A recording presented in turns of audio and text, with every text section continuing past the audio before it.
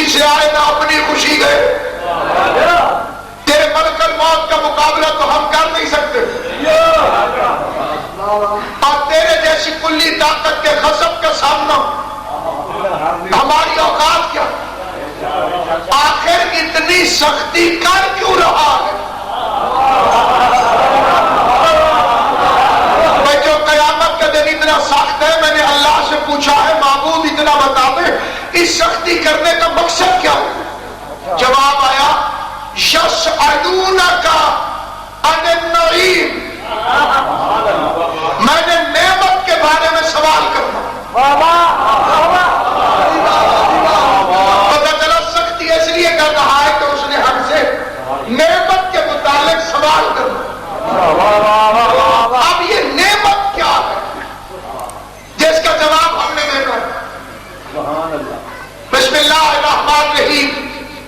والضحیٰ واللیل اذا سجی ما ودعک ربک وما قلی وللآخرۃ خیر لک من الاولی ولسوف یعطیک ربک فترضی الم یجدک یتیما فآوی ووجدک ضالا فہدی ووجدک عائلا فأغنی فأما الیتیم فلا تقہر وأما السائل فلا تنہر. یہ 10 باتیں اپنے نبی کو احسان یاد کرواتے ہوئے کہنے کے بعد کہتے وہ اما بنعمت ربک فحدث. اس کا بدلہ یہ ہے تو یتیم تھا، ہم نے تجھے پالا تھا. بدلہ یہ ہے کہ تو نعمت کا ذکر کرتا رہے. نبی کو حکم دے رہا ہے کہ نعمت کا ذکر کرتا رہے.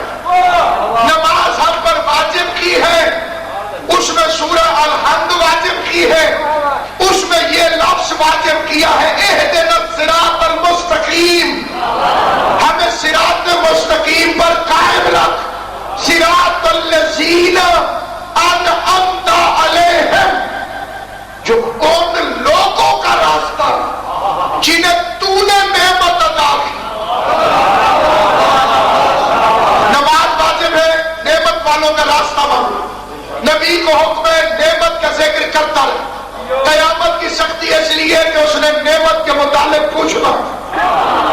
اب یہ نعمت ہے کیا؟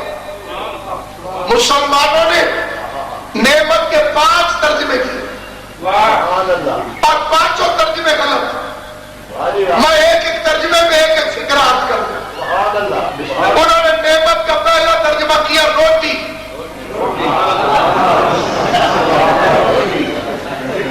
اللہ قیامت والے دن حساب لے گا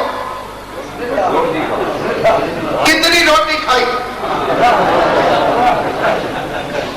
اس گئے گزرے زمانے میں بھی کوئی بندہ آپ کو ایسا نہیں ملے جو روٹی کھلا کے حساب مانگے. بولنا زبان سے جسے بات سمجھ میں کوئی ایسا بندہ نہیں ہے جو روٹی کھلا کر حساب مانگے. اگر کوئی ایسا کرے تو آپ اسے کہیں گے کہ بخیل ہے. جو توقع میں بندوں سے نہیں رکھتا اللہ سے کیسے رکھ سکتا ہوں؟ یعنی مولوی نے اللہ کی توہین کرتے ہوئے بھی شرم نہیں. اتنا کریم خالق موسیٰ کو بھی کھلائے، فرعون کو بھی. اس کے دسترخوان پر موسیٰ بھی پلتا ہے، فرعون بھی پلتا ہے. بلکہ ایک دن موسیٰ نے کہا بھی تھا پروردگارہ 2 دن فرعون کا کھانا بند کر دے، اسے پتہ چل جائے گا کہ رب تو ہے یا یہ ہے. آواز قدرت ہے موسیٰ وہ بندہ ہونا بھول گیا ہے، میں اللہ ہونا کیسے بھول جا.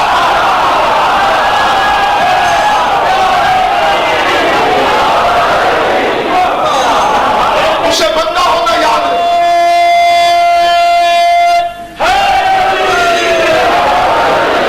کسان گندم کا بیج چھٹا مار کے چلا جائے. کس سائڈ سے نکلنا تھا اس نے پودے نے، اس کا خیال بھی نہیں رکھا. لائن میں بھی دانے نہیں رکھے، اس نے چھٹا مارا، پودے لائن میں نکلے. جنہوں نے گندم دیکھی ہوئی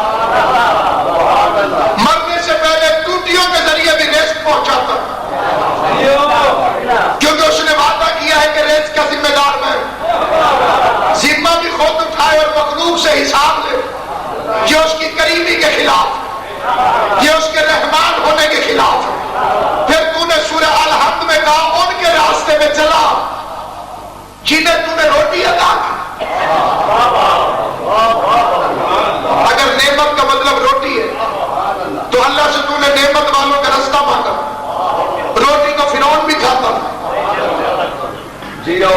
دوسرا ترجمہ مسلمانوں نے کیا نعمت سے مراد ہے آنکھیں. لہذا خدا دے کے فقیر بھی کہتے ہیں اکھا والے ہو, اکھا بڑی نعمت. تو نے سورہ الحمد میں کہا ان کے راستے میں چلا جنہیں تو نے نعمت عطا کی. آنکھیں تو یزید کی بھی تھی. تو نے کس کا راستہ مانگا؟ کئیوں نے کہا جی نعمت سے مراد ہے بیٹا. بیٹی نعمت ہے, بیٹا نعمت ہے. اگر اللہ قیامت والے دن بیٹے کا حساب لے گا تو نوح کا کیا بنے گا؟ نالائق بیٹے نکلے پکڑے باپ جائیں. حالانکہ تربیت میں باپ کا حصہ تو ہوتا ہی نہیں. تربیت تو اثر ہے ماں کی تربیت کا. ماں اچھی ہو تو یزید کا بیٹا بھی تخت کو ٹھوکر مار دیتا.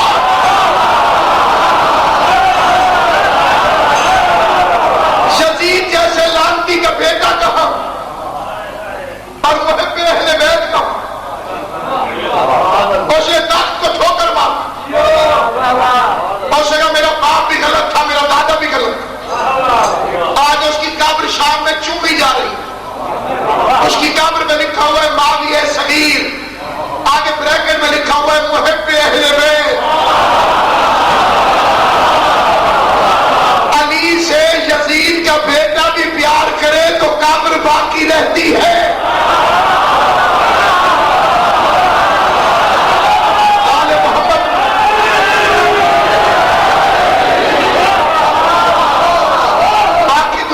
کسی کی قبر باقی نہیں. ایک تو قبریں جو انہوں نے بچائی ہوئی ہے وہ بڑے آدمیوں کے ساتھ دفن ہونے کی وجہ سے,